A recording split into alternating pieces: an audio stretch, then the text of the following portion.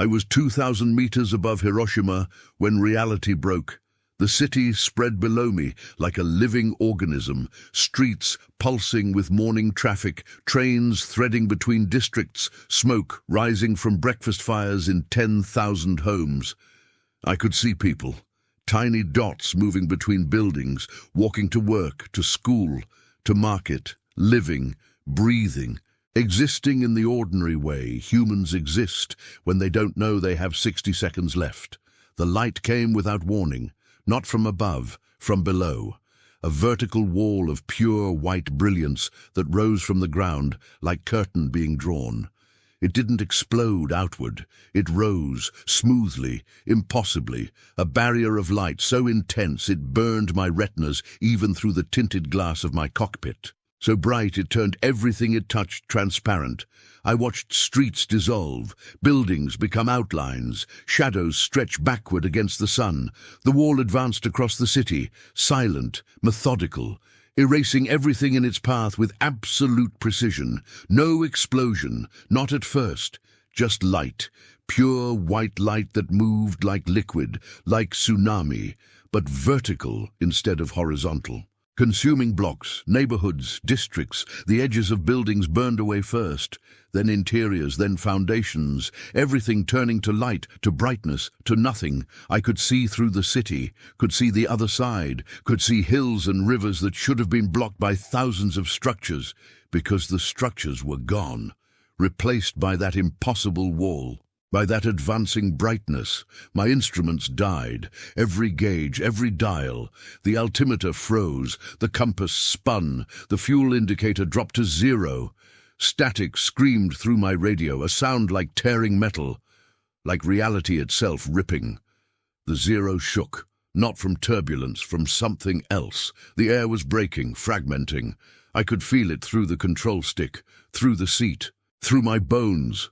The sky was tearing apart and I was inside it. Shadows distorted, mine, the zeros. They stretched away from the light, impossibly long, bending around the curvature of the earth. I watched my shadow reach the horizon, watched it curve over the edge of the world, and I understood with perfect clarity that I was witnessing something that shouldn't exist. Something that violated every law of physics I'd been taught. Something that proved the universe was stranger and more terrible than any of us had imagined. No one believed what we saw. Command erased every record, every testimony, every photograph. But the sky doesn't lie, and neither does the light. I saw it. I was there. And for 79 years, I've carried that brightness behind my eyelids. That impossible wall, that moment when a city full of people stopped being matter and became something else, something I don't have words for. Stay with me until the end. And subscribe, because this memory was never meant to survive. To understand what I saw that day, we need to go back to where it all began. Back to when I was 19 years old and believed the Emperor was divine. Back to when flying a 0 meant something more than skill. It meant destiny. My name is Takeshi Yamamoto. I'm 98 years old now.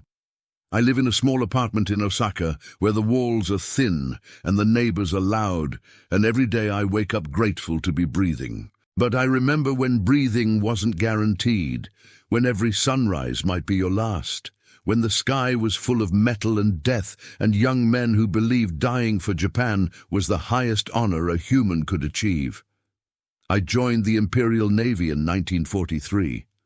I was farm boy from Shikoku, rice paddies, mountains, village of 300 people where everyone knew everyone and tradition was law. My father grew barley.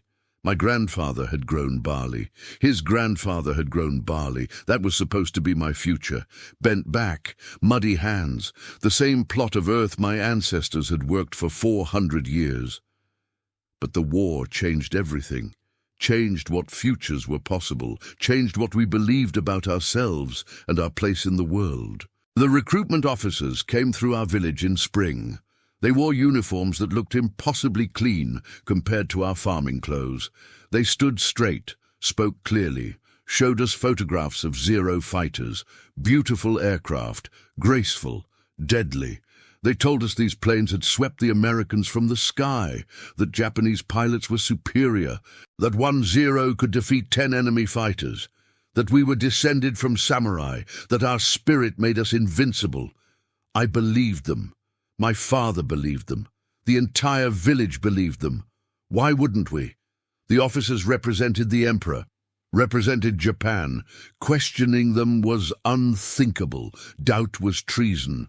So when they asked for volunteers, I raised my hand. My father gripped my shoulder, proud.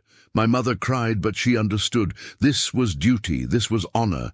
This was what young men did in time of war. They sent me to Tsuchiura Air Base for training. 6 months that felt like 6 years. We woke before dawn, ran until our lungs burned, did exercises until our muscles tore. And then we flew, started with training biplanes, old aircraft from the 1930s. Unstable, dangerous. 3 cadets from my class died in training accidents. 1 crashed on landing, 1 spun during aerobatics and couldn't recover. 1's engine failed over the ocean and he was never found. We had ceremonies. We were told they'd joined the gods, that they were honored, that we should aspire to die as beautifully as they had. The instructors drilled us on combat tactics, speed, surprise, aggression, never hesitate, never show mercy.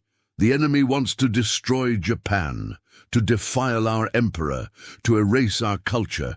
Every American pilot is demon, every American ship is target, every American city deserves fire. We absorbed these lessons like religion, because they were religion. Bushido, Yamato Damashi, the spirit of Japan that made us superior to the soft, materialistic West. They introduced us to the Zero in my 4th month, the Mitsubishi A6M. I remember my first time seeing one up close. Dawn light painting it silver, long elegant nose, swept wings, every line purpose, every rivet precision. When I climbed into the cockpit, when I felt the controls respond to my touch, when I lifted off the runway and felt that incredible lightness, I understood why the Americans feared us. This aircraft was perfection, extension of the pilot's will. In a Zero, you didn't fly. You thought flight, and it happened. But by 1945, the myth of Zero superiority was crumbling. We'd lost too many pilots, too many battles. American fighters were faster, heavier, better armed. Their pilots were trained and experienced, and there were so many of them. For every one we shot down, 3 more appeared. Our fuel supplies were dwindling, our ammunition limited, our aircraft damaged and poorly maintained. But we still flew, still fought, because what else could we do? Surrender was unthinkable. Defeat was shame worse than death. I was assigned to Homeland Defense, protecting Japanese cities from American bomber raids. By August 1945, the B-29s came almost every night, hundreds of them, dropping incendiaries, turning our cities into furnaces. Tokyo burned, Osaka burned, Nagoya burned. We flew intercepts, but it was hopeless. The B-29s flew too high, too fast, too many. We damaged some, shot down a few, but mostly we watched our cities die from altitude, watched them turn to ash and smoke, watched civilians, our civilians, burn by the hundreds of thousands. The Americans called it strategic bombing. We called it murder. But what could we do? Our anti-aircraft guns were ineffective, our night fighters too few, our cities built of wood and paper, perfect fuel for incendiaries, so they burned. And we watched, and we flew knowing we couldn't stop it, knowing Japan was losing, knowing the end was coming but unable to admit it, unable to speak the truth because truth was treason. I remember Hiroshima before. I'd flown over it dozens of times, beautiful city, spread across river delta, 7 rivers threading through like arteries, castle in the center, docks, warehouses, residential districts spreading outward in organized patterns. 300,000 people, maybe more, families, children, old people, workers, all living their lives under the shadow of war, under the threat of fire from above, but living nonetheless, adapting, enduring. That was Japanese spirit, to endure, to survive, to maintain dignity, even when everything was falling apart. The morning of August 6th started normal. I'd slept poorly. Nightmares of burning cities, of falling, of failing. I woke at 500, ate breakfast, rice and pickles, bitter tea, went to the flight line. My Zero waited. I'd named it Kiyomi, after my younger sister. Ground crew had painted cherry blossoms on the fuselage, beautiful, delicate, like everything Japanese that Americans wanted to destroy. The briefing was routine. Patrol sector. Watch for American bombers, report any sightings. Don't engage B-29s unless you have altitude advantage. Conserve ammunition, conserve fuel, survive, return. The war had reduced our missions to survival. No talk of victory anymore. No talk of honor, just survive. One more day, one more flight, one more sunset. I took off at 700. Morning was clear, perfect visibility. Sky so blue it hurt to look at. I climbed to 3,000 meters, leveled off. Began patrol route that took me over Hiroshima. Standard route. I'd flown it 50 times. Routine. Boring even. I could see the city waking below. Smoke from breakfast fires. Traffic beginning, trams running. Workers heading to factories, children to schools. Normal day, ordinary day, last normal day. At Air Rate 115, I noticed something wrong with the light. Subtle at first. The way sunlight hit the city looked strange. Too bright in some places, too dim in others. Shadows fell at wrong angles. I blinked. Thought maybe my eyes were tired. Maybe I was seeing things. But no. The light was definitely wrong, and the air felt wrong, pressure changing, temperature dropping even though sun was rising. My instruments flickered, altimeter jumping, compass drifting, not much, just enough to notice. And then I saw the B-29, single aircraft, high, maybe 9,000 meters, too high for me to intercept. It was headed toward Hiroshima, just one. That was strange. B-29s came in formations. Hundreds, never alone. I watched it through my canopy, watched it approach the city center, watched it open bomb bay doors, and I thought, one bomb. What could one bomb do against entire city, even if it hit perfectly, even if it destroyed a block? So what? The Americans dropped thousands of bombs every night. One bomb was nothing. The bomb fell. I saw it. Small silver object tumbling through clear morning air. It fell for what seemed like forever. 43 seconds, I learned later. 43 seconds of free fall from 9,000 meters to detonation altitude. During those 43 seconds, I thought about intercepting the B-29, thought about chasing it, but it was too high, too far. By the time I climbed, it would be gone. So I watched the bomb fall. Watched it fall toward 300,000 people who had no idea, who were eating breakfast, walking to work, living their last seconds without knowing. The light came first, before sound, before shockwave, before anything physical. Light, pure white light that rose from the ground like wall, like barrier, like curtain being drawn between earth and sky. It appeared at the detonation point and expanded. No, not expanded. Rose, vertically, a wall of brightness that moved upward and outward simultaneously, creating a barrier of light so intense I couldn't look directly at it. So bright it burned through my eyelids when I blinked, so white it made the sun look dim by comparison. The wall advanced across the city, smooth, steady, unstoppable. I watched it reach the first buildings, watched them become transparent. The walls didn't explode, they dissolved, became outlines, became sketches, became nothing. The light passed through them like they were glass, like they were air, like they weren't there at all. And behind the wall, where solid buildings had been, there was nothing, just brightness, just whiteness, just void. I could see through the city. That's what I remember most clearly. The light made everything transparent. Buildings, streets, bridges. I could see the rivers on the other side, could see hills beyond, could see through 300,000 people's homes and lives and futures, because they were gone, replaced by light, by that advancing wall, by that impossible brightness. The shadows stretched, mine, The zeros, every shadow in Hiroshima.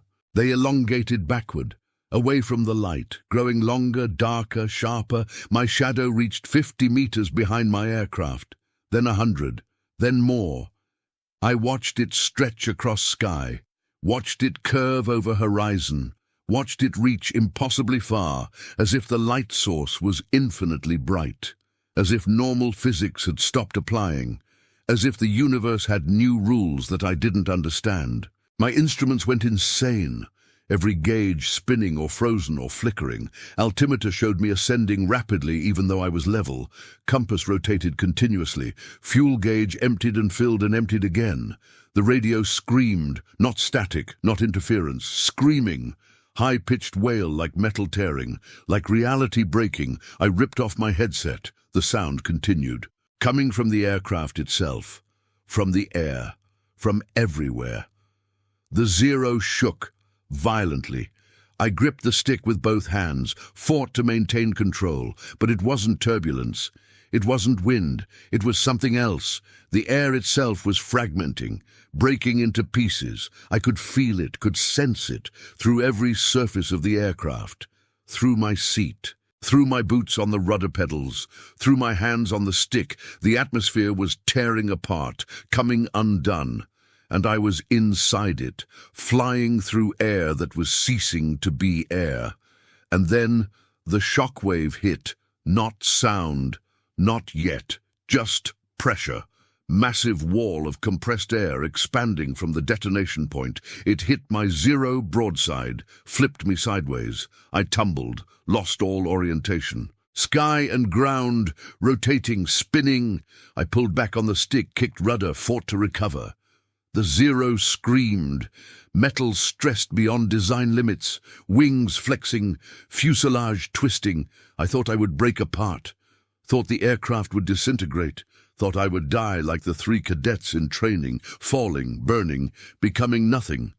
But somehow I recovered, leveled out, found the horizon, found sky and ground in their proper places. And I looked back at Hiroshima, at where Hiroshima had been, and there was nothing. The city was gone, replaced by that wall of white light, by brightness so intense it looked solid, like you could touch it, like you could walk on it. The light was fading, slowly, revealing what was beneath. But what was beneath wasn't city. Wasn't buildings or streets or lives. It was smoke, fire, darkness, a cloud rising, mushroom-shaped, growing, climbing toward my altitude, toward me. I ran, pushed throttle full, banked away, dove, climbed. I don't remember. I just ran. Instinct, terror. The most primal fear I've ever felt. Not fear of dying, fear of that light, fear of that brightness. Fear of whatever physics-defying thing had just replaced an entire city with whiteness, with void, with nothing. I flew until fuel gauge showed almost empty. Then I turned back toward base. My hands shook on the stick. My breath came in gasps. My heart hammered so hard I thought it would break ribs. When I landed, when ground crew ran to my aircraft, they stopped, stared. My zero was scorched, paint blistered on one side. Canopy glass cracked in spiderweb pattern, tail section bent. They asked what happened. I couldn't answer, couldn't speak, just climbed out, sat on tarmac, stared at sky. Command questioned me. Officers, intelligence. They asked what I'd seen. I told them, the light, the wall, the city disappearing. They looked at each other, looked at me, asked me to repeat. I did. Word for word, they asked if I'd been drinking, if I was ill, if I'd taken medication. I said no. They asked if I was lying, making excuses for abandoning patrol. I said no. I saw it. The light, the wall, the city gone. They didn't believe me, or they did believe me but couldn't admit it. Couldn't acknowledge that Americans had weapon like this, weapon that erased cities, made matter into light, broke physics. They filed my report, classified it, told me not to speak about it, not to other pilots, not to ground crew, not to anyone. National security, treasonous rumors, defeatist talk, forget what I saw.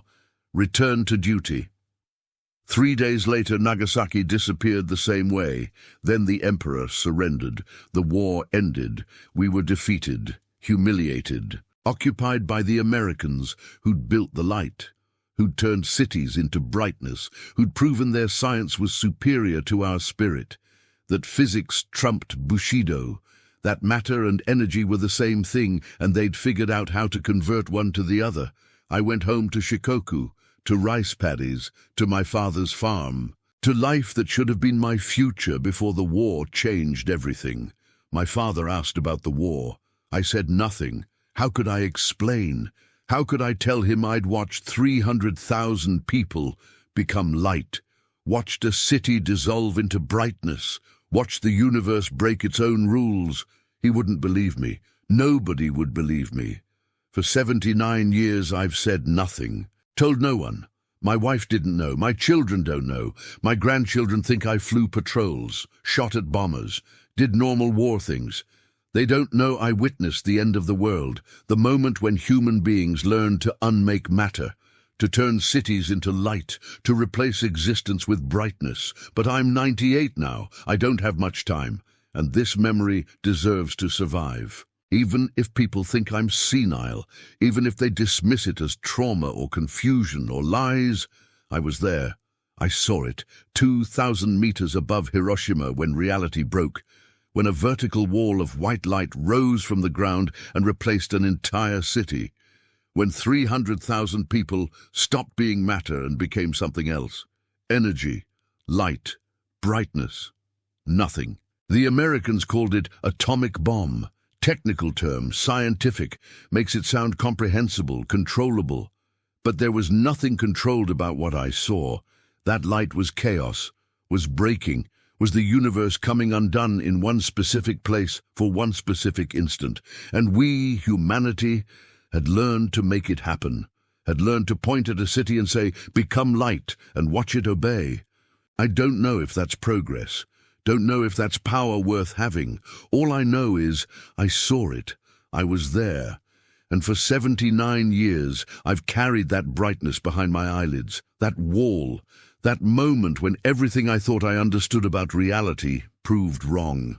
When the city below me stopped being buildings and streets and people and became pure white light, advancing, rising, replacing, erasing.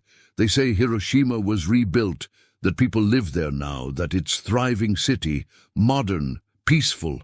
But I can't go there, can't stand on ground where I watched 300,000 people become light, can't walk streets that used to be brightness, can't look at buildings knowing they're built on top of void, on top of where the wall rose, where reality broke, where the universe learned it could be unmade.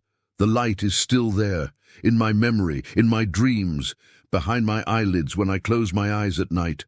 White, pure, absolute. The brightest thing I've ever seen, the last thing 300,000 people saw.